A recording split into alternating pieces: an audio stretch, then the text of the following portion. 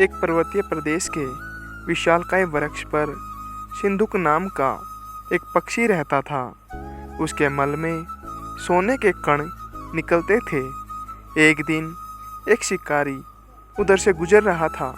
शिकारी को उसके मल के स्वर्णमयी होने के बारे में पता नहीं था, इसलिए शिकारी उसकी उपेक्षा करके आगे निकल रहा था।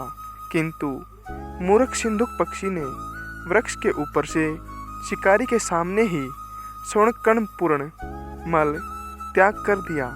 सोने के लोभ में शिकारी ने जाल फैलाकर उसे पकड़कर अपने घर ले आया। वहाँ उसे पिंजरे में रख लिया। लेकिन दूसरे ही दिन उसे यह डर सताने लगा कि कहीं कोई आदमी पक्षी के स्वर्णमयी मल वाली बात राजा को बता देगा तो उसे राजा के सामने दरबार में पेश होना पड़ेगा। हो सकता है राजा उसे दंड भी दे। इस डर से उसने खुद राजा के सामने पक्षी को पेश कर दिया।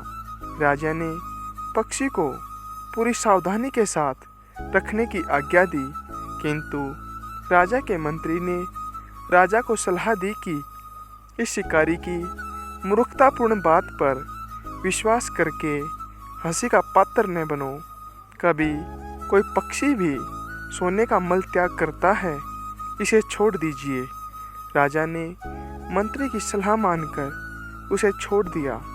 जाते हुए वह राज्य के प्रवेश द्वार पर बैठकर स्वर्णमयी मल त्याग करके जाते जाते कहता गया, पूर्वतामदः मूर्खो द्वितीय पाशबंधक ततो राजा च मंत्री च सर्वे मूर्ख मंडलम। अर्थात पहले तो मैं ही मूर्ख था जिसने शिकारी के सामने सोने वाला मल त्याग किया, फिर शिकारी ने मूर्खता दिखलाई जो बेकार ही मुझे राजा के सामने ले गया।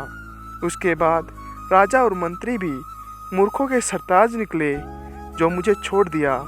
इस राज्य में सब मूर्ख मंडल ही एकत्रित हुआ है।